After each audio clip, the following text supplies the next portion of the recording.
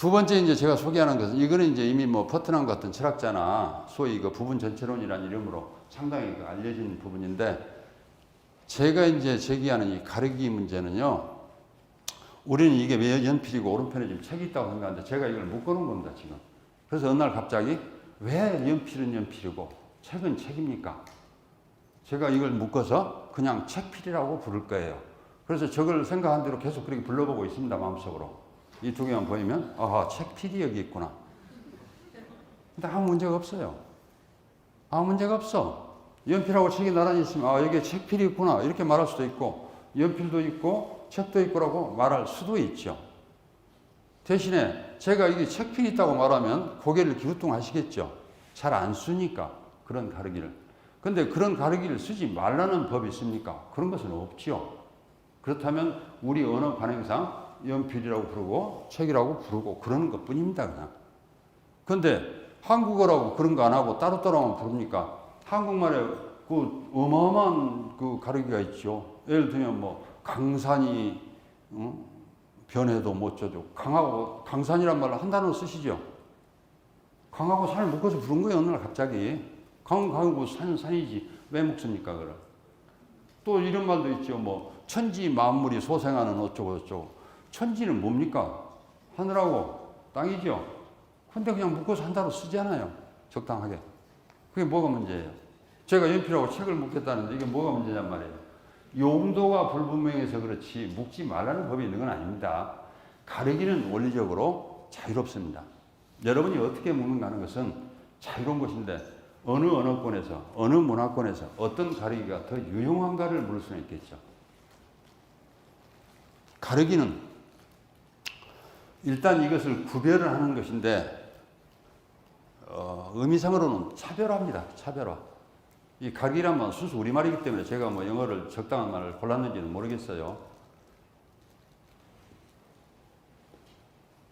가르기를 통해서 차이하고 유사성이 나타납니다. 어떤 가르기를 하게 되면 오른편에 있는 것은 다 같은 것이고 왼편하고 오른편은 다른 것이고 가르기를 하자마자 차이와 유사성이 생겨나죠. 그걸 경험하게 됩니다.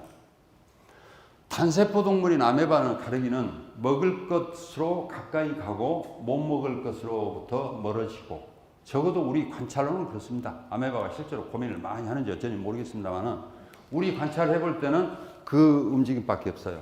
아메바에게는 이 세계는 두 조각입니다. 먹을 것, 못 먹을 것.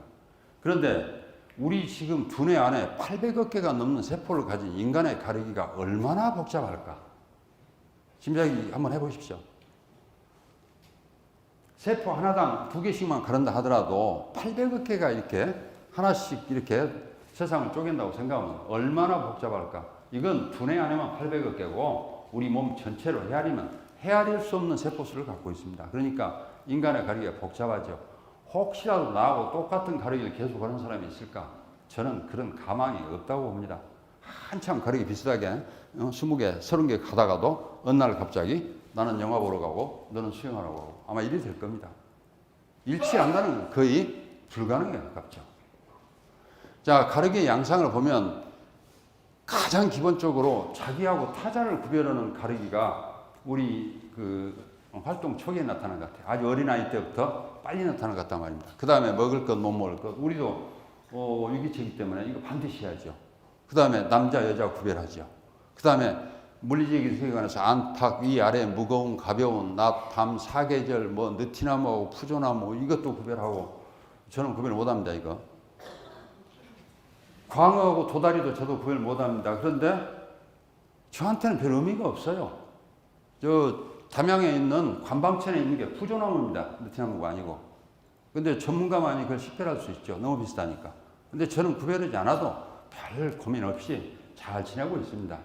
광어하고 도다리를 구별 못하는데 저한테는 별일이 없습니다. 그런데 식당 주인이 광어하고 도다리 구별 못하면 복잡하겠죠? 그 사람은 그것이 자기의 생계니까요.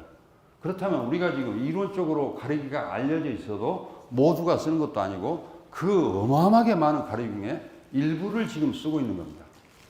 이 말이 함축하는 것은 무슨 말씀인가 하면은 그렇게 다른 일부, 저 사람은 이 가르기들 쓰고 있는데 어떻게 우리가 하나의 진리로 이 사람들의 이야기를 맞출 수 있어요? 제가 지금 그걸 지금 말씀드리고 싶은 겁니다. 그 위에도 이제 조금 진화를 하면 뭐 세련돼서 촌티나 호감, 비호감, 연예인, 일반인 그러다가 이제 학술적 영역으로 가면 여기부터는 의학의 영역입니다. 민간인은 식별할 수 없죠. 유죄, 무죄. 민간인들이 뭐 저 요즘에 뭐 사건만 생기면 뭐라고 그럽니까? 뭐 인민재판 한다고 그러는데 다들 의견은 말하지만 일반인의 말을 의견은 실제 결정 권한이 없죠. 이건 누가 결정합니까? 저거 결정하는데 전문적인 법조 훈련을 받은 판사가 앉아서 몇 날 며칠 고민해서 결정합니다. 그만큼 어렵죠. 그러니까 이 영역으로 오게 되면 이제 의학이랄지 법학이랄지 이렇게 중요하게 이제 학술적인 영역까지 옮겨놓는데 다 가르기 문제란 말입니다. 여기까지 오면은 무슨 학문이 이거 하는 줄 아시죠? 선과학, 이성감정 이것도 다 가르기 문제란 말입니다. 최근에 갑자기 히트한 가르기는요, 가버리입니다. 요새 신문에 자꾸 나오니까 갑질, 을질 해갖고 갑자기 관심을 갖게 했는데 그 전부터, 오래전부터 있었던 가르기죠. 사회 문제가 되니까 부상되는 것 뿐이죠. 이 가르기는 사라졌습니다. 소멸했죠. 그러나 이 가르기가 500년 동안 우리 조선의 모든 사람의 삶을 규정하던 때가 있었습니다.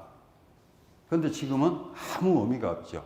그러니까 어떤 가르기는 유용성을 갖다가 사라졌다가 또 새로운 가르기가 만들어지고, 이 말씀은 새로운 학문을 하고 새로운 지식을 탐구하는 분들은 새롭게 만들어낸 가르기가 왜 우리 다음 세대에 더 유용할 것인지를 고민하는 문제라고 저는 그렇게 생각합니다.